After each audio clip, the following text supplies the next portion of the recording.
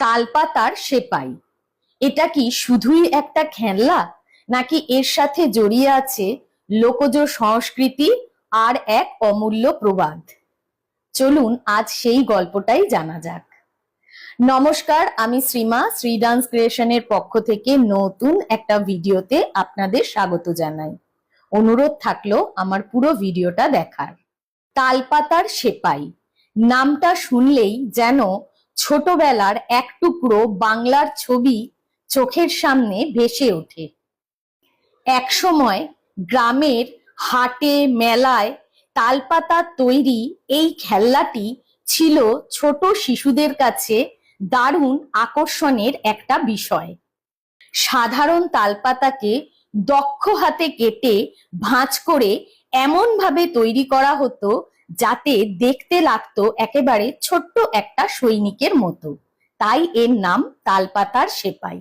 এটি কিন্তু শুধু একটি খেলনা নয়, এটি বাংলার লোকশিল্পের এবং গ্রামীণ ঐতিহ্যের একটি সুন্দর নিদর্শন।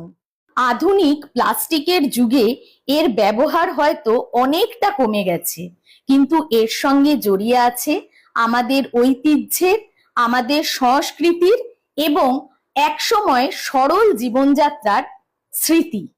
তালপাতার সেপাই আবার একটা বহুল প্রচলিত প্রবাদও বটে।